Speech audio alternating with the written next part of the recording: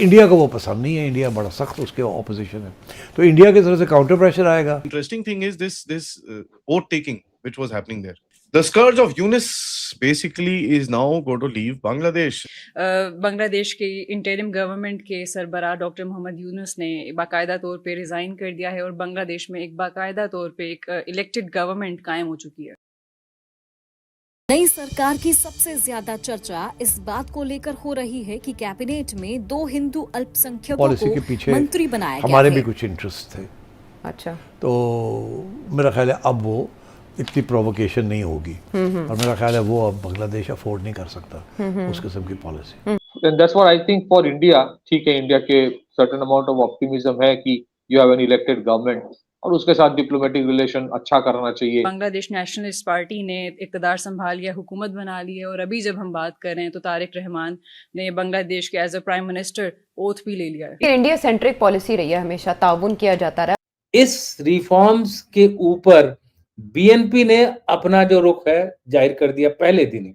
जिस दिन इलेक्शन हुआ उसी दिन उन्होंने अपना इस रिफॉर्म के अगेंस्ट रुख जाहिर किया, इस बात से कि हम सारी कंडीशन से सहमत नहीं है। प्रधानमंत्री नरेंद्र मोदी ने बांग्लादेश के पीएम तारिक रहमान को संसदीय चुनाव में बीएनपी की शानदार जीत और उनके प्रधानमंत्री बनने की बधाई दी। पीएम मोदी ने तारिक रहमान को परिवार समेत भारत आने के लिए इनवाइट किया है। अच्छा, ऐसा क्यों कहा जा रहा है कि मौरूसी सियासत ही यहाँ चलती है, जेनजी का कोई चेहरा सामने नहीं आ सका? जय हिंद दोस्तों, a very warm welcome to Hindustan special channel. Bangladesh में तारिक रहमान ने नए प्रधानमंत्री के तौर पर शपथ ली है। बांग्लादेश के आम चुनाव में उनकी पार्टी बीएनपी को बड़ा बहुमत मिला। इस बीच खबरें हैं कि अब तक अंतरिम सरकार चला रहे मोहम्मद यूनुस के कई करीबी देश छोड़कर निकल रहे हैं या ऐसा करने की फिराक में है। खबरें ये भी आ रही हैं कि मोहम्मद यूनुस भी बांग्लादेश छोड़ने वाले हैं। ऐसे में सवाल उठे हैं कि उनकी ईमानदार सरकार के सलाहकार देश छोड़कर क्यों निकल रहे हैं। ढाका से निकलने वाले देश के बड़े अखबार दी डेली स्टार ने एक खबर में मोहम्मद यूनुस और उनके करीबी सलाहकार फैज अहमद तैयब का नाम लेते हुए लिखा था कि उन्होंने जर्मनी के लिए फ्लाइट बुकिंग करवाई है। अखबार की हेडिंग की भी काफी चर्चा हुई, जिसने इसे सरप्राइज डिपार्चर लिखा। तैयब अब तक मोहम्मद यूनुस के सलाहकार थे और वह उन्हें इंटरनेशनल क्राइम ट्रिब्यूनल और टेलीकम्युनिकेशंस के मामले में मदद कर रहे थे। हालांकि इसे लेकर बांग्लादेश के जानकार आश्चर्य नहीं जता रहे। उनका कहना है कि हम तो महीनों पहले से कह रहे थे कि मोहम्मद यूनुस और उनके करीबी देश से बाहर निकलने का रास्ता खोज रहे हैं। The scourge of Yunus basically is now going to leave Bangladesh. At least उसकी पावर तो खत्म हो चुकी है। So let's find out Tariq Rahman जो अभी लेटेस्ट chaos है उसमें Tariq Rahman can he control it, because पूरी स्वेरिंग इन के अंदर फिर से दोबारा से झटके लगने शुरू हो चुके हैं। आप और उसका पहला ही जो चरण है वो पहले दिन ही सामने आ गया जब जमात और एनसीपी जो उनकी नेशनल सिटीजन पार्टी है जो छात्रों ने बनाई है, दोनों ने बॉयकॉट किया है ओथ टेकिंग सेरेमनी को। और मैंने ये पहले बोला था, रीजन क्या है? रीजन ये है कि बीएनपी जो है कभी नहीं चाहेगी कि जो जुलाई रिफॉर्म से उस समय उनको इसके ऊपर रिजर्वेशन थे कि भाई ये जो जुलाई चार्टर पे और डिस्कशन चाहिए, लेकिन यूनुस सरकार जो है वो अपनी बात को कभी मानती नहीं है। जो लॉजिकल बात होती है उसको तो मानती नहीं है। और अब तो सरकार से बाहर हो गए, लेकिन जाते जाते भी उन्होंने एक ओछा सा कमेंट मार डाला कि भाई नॉर्थ ईस्ट, भूटान और नेपाल ये अलग हैं, भारत का इनसे कोई रिश्ता नहीं है। एक विशाल समूह, पता नहीं किस किस तरह की बंगाली में बात कर रहे थे। तो ऐसे आदमी की जो सोच है, मुझे तो उस सोच पर ही तरस आ रहा है, लेकिन उसका मुझे पता था असर होगा, क्योंकि जो जमात और एनसीपी है ये इनके मोहरे हैं, ये यूनुस के मोहरे हैं और यूनुस अपने मोहरे पीछे छोड़ गया है जो कि बीएनपी की हालत हमेशा खराब करके रखेंगे। अभी उन्होंने क्या बोला है कि ओथ सेरेमनी जो होनी थी 2 चीजों पे होनी थी।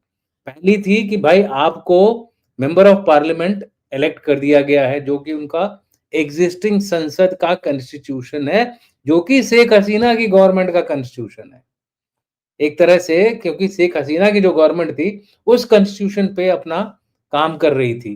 जो रिफॉर्म थी वो जुलाई में बनाई गई थी, जिसमें टोटल 84 पॉइंट्स हैं और उन सारे 84 पॉइंट्स पर यस नो पर पब्लिक से जो है रेफरेंडम हुआ था, उस रेफरेंडम में 70% पब्लिक ने बोला था कि रेफरेंडम के हिसाब से कॉन्स्टिट्यूशन में रिफॉर्म करने चाहिए। इस रिफॉर्म्स के ऊपर बीएनपी ने अपना जो रुख है जाहिर कर दिया पहले दिन ही। जिस दिन इलेक्शन हुआ उसी दिन उन्होंने अपना इस रिफॉर्म के अगेंस्ट रुख जाहिर किया, इस बात से कि हम सारी कंडीशन से सहमत नहीं है, इसको दोबारा रिव्यू करने की जरूरत है, जो कि मैंने कई सारे पॉडकास्ट में पिछले 3-4 दिन में बोला। लोग मुझसे सहमत नहीं थे, लेकिन मैंने कहा देखिए पहले दिन ही प्रॉब्लम शुरू होगी और प्रॉब्लम शुरू हो गई है। कौन इस प्रॉब्लम को शुरू कर रहा है आप सभी जानते हैं, पाकिस्तान, क्योंकि जमात जो है पाकिस्तान की सुनती है, उसको बांग्लादेश से कुछ लेना देना नहीं है। दूसरा चीज चाइना पाकिस्तान के थ्रू इसको कराता है। तीसरा अमेरिका को तो हमेशा यही रहेगा कि भारत को किसी न किसी तरह से टांग के रखें भाई, उनका ध्यान बटा के रखें। अभी खाली पाकिस्तान पे फोकस कर रहा है, उसको बांग्लादेश पे भी फोकस करना चाहिए। तो यूनुस उनका हिज मास्टर्स वॉइस है।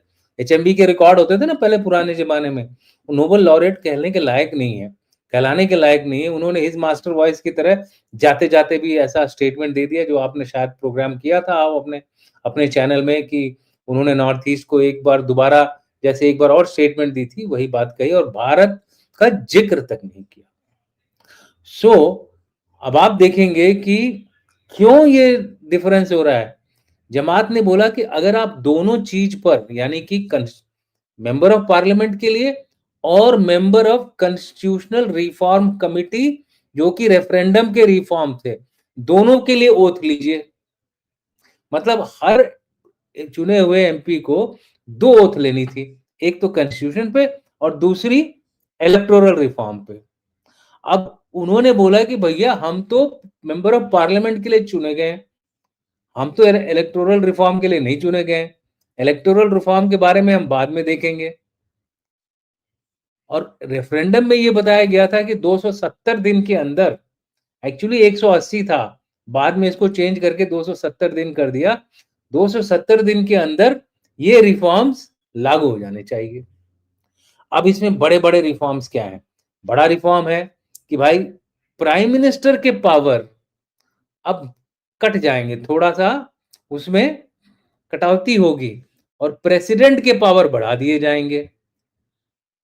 उसका कारण ये था कि जमात ये शायद उम्मीद कर रहा था कि यूनुस भाई साहब प्रेसिडेंट बन जाएंगे, उनके पावर बढ़ जाएंगे, वो तारिक रहमान के ऊपर थोड़ा सा डंडा काबू करके रखेंगे।